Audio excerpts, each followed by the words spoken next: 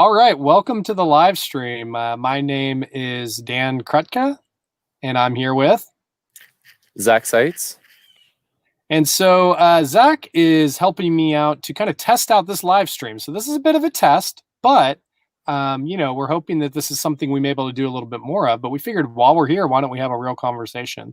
So we're going to talk a little bit about like what research has been like during the pandemic, right? What's academic life been like during a pandemic? And so I'll kind of speak from the perspective of a professor. I'm a professor at the University of North Texas, and Zach is a doctoral student at the University of North Texas. So we have kind of two sides of the coin right here. So Zach, how about I'll let you start. Why don't you tell us a little bit? You've got a nice outdoor setting there.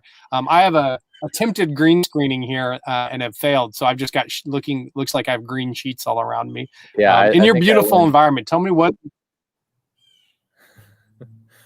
So, it's first of all about the background. I think I win the Room Raider contest on the Twitter.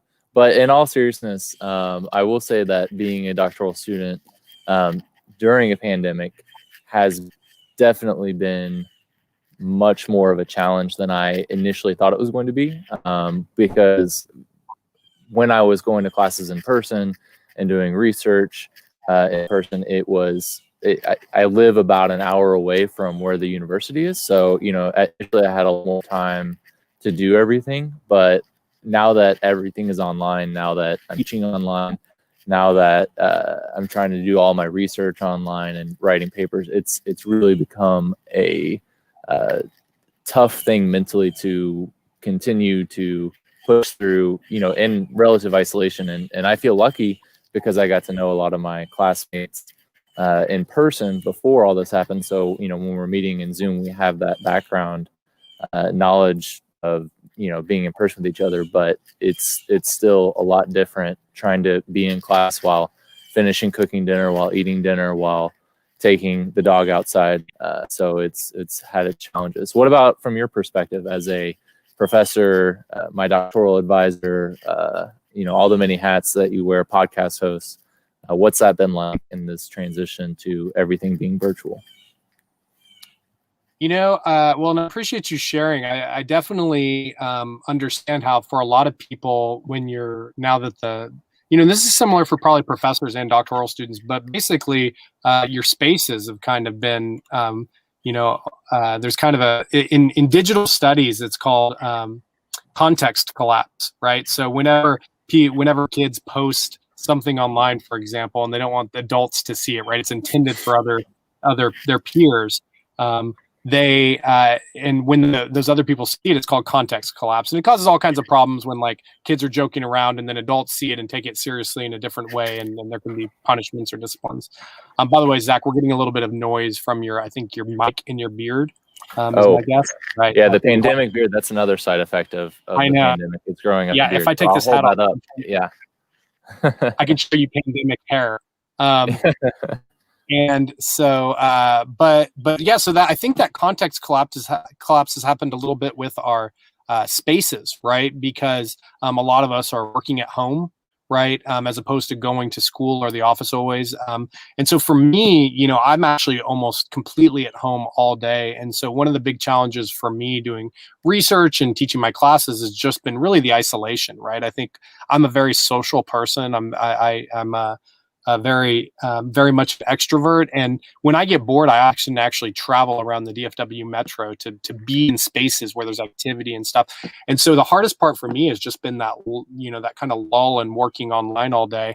Sometimes I don't think I get what I need, and certainly I think a lot of people have reported like having kind of like low grade depression throughout this. And I know I felt that some during this. Right, there's some days when I just really didn't have the same energy I do, and I feel like being in a classroom always like energizes you. At least me, it does. Right? Absolutely, no, same. I mean, once you have to get up there and teach in person in front of in your case 15, 20 people. In my case, sometimes the 37. You better have energy to do it, and it kind of forces you to do it, and you feed off of the students and what they're saying, and that kind of gets lost in the online space. Yeah. So that's been the hardest thing. I know a lot of people's actual research has been really affected, right? If you're doing in-person interviews, it's hard to probably get in schools when they're limiting who can be in schools during this time.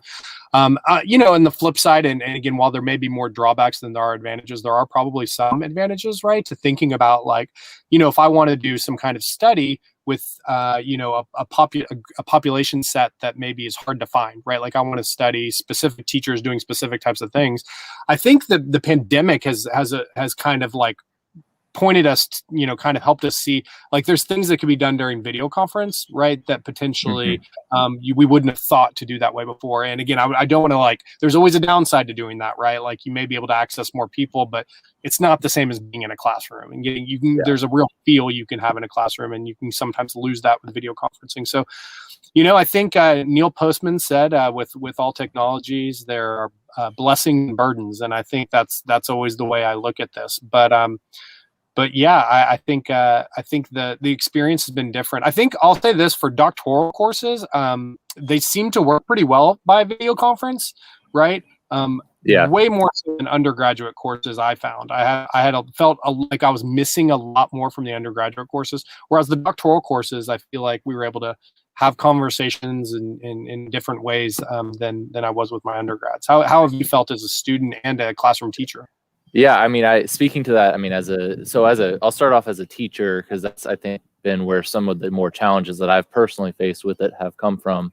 I would say that the toughest thing about teaching, and for context, I teach high school, I teach economics and AP macroeconomics. So I teach seniors, and the hardest thing with teaching what had been face-to-face with, 17, 18-year-olds is, first of all, I think we're all exhausted from having to do it. I mean, if you're talking about a high school student, they're in 5 to 6 classes a day, every single day during the week. And that's 5 to 6 different teachers they're seeing virtually. That's 5 to 6 different Google Classrooms they're logging into. There's 5 to 6 different sets of expectations that they're navigating. And so I really feel for the amount of work that they have to put in just to go to school, much less than quote unquote succeed in school, getting, learning all the stuff that we're teaching them, and everything else. And so I have the utmost respect for them doing that level of learning. It's also, I think the hardest thing has been that communication that happens in between the official teaching space. So those side conversations you can pick up on and use, in class, the, informally asking students, for example, about their work and their experience working, because, teaching economics, that's a huge part of it, kind of getting them to understand those connections between, in the classroom and outside the classroom. As a doctoral student, one of the best things has honestly been Zoom chat.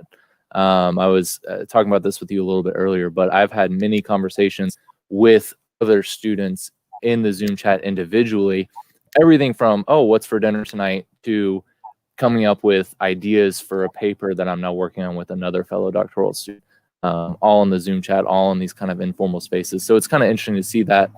And I have Google Meet at school, and that doesn't allow for those kind of individual chats within the larger group chat settings. So I think that has helped in the doctoral classes, is those kind of spaces. Yeah, that's really, again, blessings and burdens, right? I think exactly. For, if you're thinking about teaching economics, what's the cost benefit analysis for online learning, remote learning, and being in person, right? Yeah, absolutely. So, but yeah, I think one thing you mentioned, I would, a term I've heard and used before is serendip, right? We're missing a lot of our serendipitous learning opportunities, right? The thing, it's not the formal planned lessons, but the things we learn that kind of aren't always planned, that just kind of happens. So I think that I certainly miss that in relationships, right? I think it's a little different to build relationships online. It can be done, right? I think there's things educators can do to build that. But so absolutely, yeah. I always enjoy when it's bring your pet to class day. So all dogs are always welcome in Mr. Seitz's class. So. Ooh, I need to make that a policy. That's a policy. Actually, you know what? I may make my policy that you are not allowed in Dr. Krakow's class unless you bring a dog. I think that's so. All right, Zach. Well, thank you for chatting, and we're practicing this live stream. I don't think anyone joined us live, but this will go online. That's okay. That's okay. And so we'll see. And in fact, I want to test out future the comment. people. Hello. Hope the future is better than today. Yeah, so there I just tested out the comments. If you want to test out the comments real quick, Zach, as part of our kind of figuring out how this works, I think that it does look like that goes into the YouTube comments, which is what I'm trying to figure out if that happens. So this is something I'm hoping to do more, and we'll have some more conversations, and maybe we'll just have Zach back. Maybe this will just be the two white men with beards and glasses podcast, our live video stream, not podcast. So. All right.